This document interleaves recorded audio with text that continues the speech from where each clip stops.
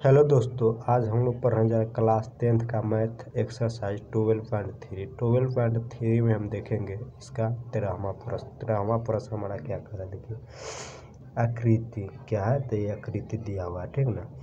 आकृति में एक चतुर्थांश क्या है, एक चतुर्थांश है ओ पी बी क्यू। क्या है ओ पी बी क्यू, क्या है एक चतुर्थांश है। वृत्त का एक क्या है तो चतुर्थांश है।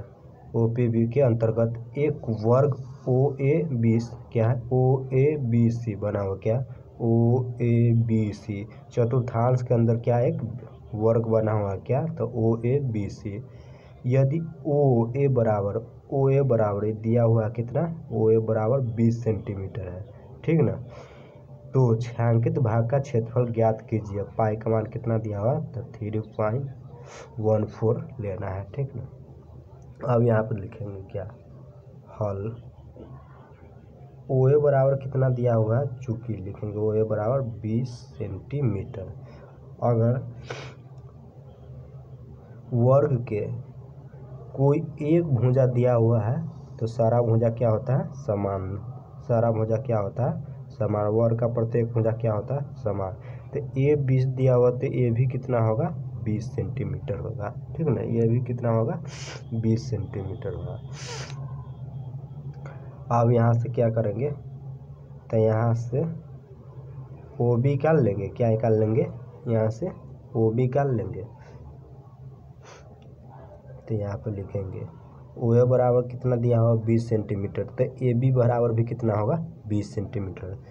तो ओ ए बराबर लिखेंगे ओ बी बराबर क्या लिखेंगे तो ओ ए का स्क्वायर प्लस ए बी का स्क्वायर और रूट अंडर, ठीक ना। पाइथागोरस प्रमेय से किससे लिखेंगे पाइथागोरस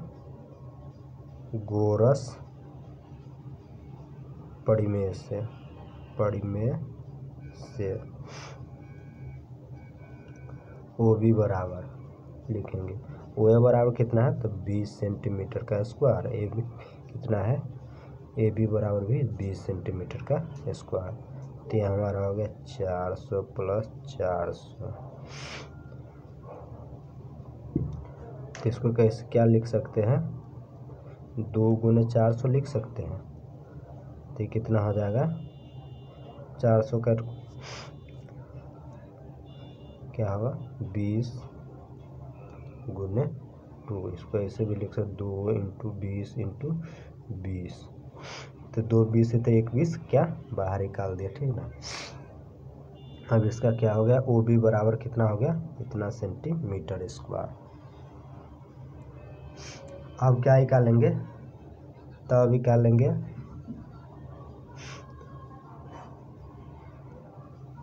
चतुर्थांश का क्षेत्रफल। क्या निकालेंगे चतुर्थांश वृत्त का चतुर्थांश का क्षेत्रफल का वृत्त का चतुर्थांश का क्षेत्रफल बराबर क्या लिखेंगे चतुर्थांश मतलब 1/4 और वृत्त का क्षेत्रफल क्या होता है पाई आर स्क्वायर।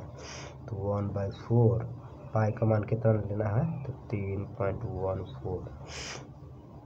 आर कितना है तो आर हमारा ये क्या हो गया ये हमारा वृत्त का क्या हो गया तो ये हमारा आर हो गया, ठीक ना। तो आर कितना 20√2 का स्क्वायर